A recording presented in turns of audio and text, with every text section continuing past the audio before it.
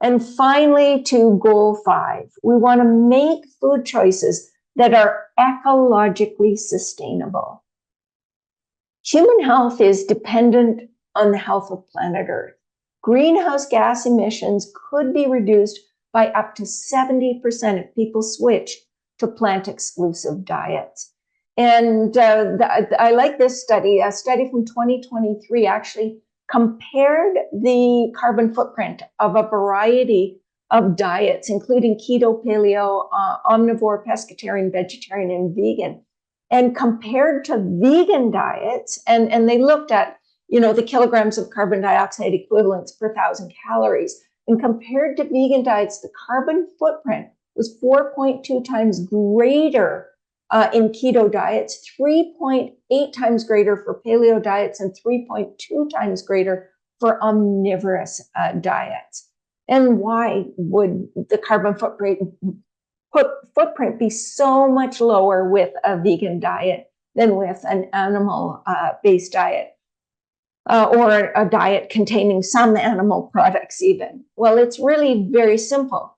The greenhouse gas emissions in terms of kilograms of carbon dioxide equivalents per kilogram of food are far greater from animal products than from plant foods. You can see beef being by far the highest, and grass-fed beef is even higher than feedlot beef. Then lamb, cheese, coffee comes in here as well, shrimp, pork, chicken, and eggs. And then you see the plant foods. Rice has a higher carbon footprint than most of the other plant foods. But you can see nuts at 0.2 kilograms of carbon dioxide equivalent per kilogram of food compared to 60 plus for beef. And finally, we will just very quickly go through what to eat. So we want to eat, of course, a diet of predominantly whole plant foods. And this is not a diet of deprivation. This is a diet of beautiful, delicious, colorful foods. I would aim for at least 9 or more servings of vegetables and fruits a day. And we're talking, a serving being a half a cup raw or a cup raw of leafy vegetables, or a half a cup raw or cooked.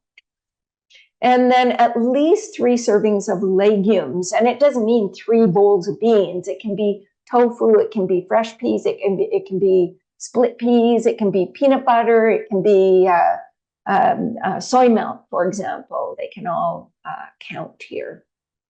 You want to vary your grain intake with your energy needs. So your intake could range from about 2 to 12 or 14 servings a day, depending on your caloric needs. You want your grains to be mostly intact. You want to include at least a serving of nuts and seeds per day, and you want that to include an omega-3 source.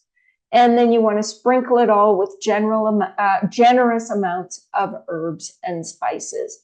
And you can add in high quality supplements when they're needed. And you need to ensure reliable sources of B12, vitamin D, iodine, and omega-3 fatty acids. A multivitamin mineral supplement is recommended during pregnancy and lactation and may be well advised for those who are at risk for shortfalls. I wanted to share with you Canada's food guide. Food guides can be very useful tools. Canada's food guide is now completely usable by plant-exclusive eaters. Half the plate is fruits and vegetables, a quarter of the plate is whole grains, and a quarter of the plate is protein-rich foods. And in Canada's food guide, the recommendation is that we choose plant sources of protein every day, and that they provide advantages over animal protein. The drink of choice is water. Dairy products no longer have an exclusive group. They are part of the protein group, but they don't have their own exclusive group. You can also use plant-based food guides like the one in Nourish or the one in Plant-Powered Protein or Becoming Vegan. So the take-home message of this presentation is every time you eat or drink, You either feed disease or fight disease. Well-designed, whole food, plant-based diets are the highest quality diets. They are consistently associated with health promotion and disease risk reduction. And these are a few of my books. At the top, the more recent ones: Plant-Powered Protein, the Kick Diabetes Essentials, Kick Diabetes Cookbook, and Nourish. And of course, our classics down below.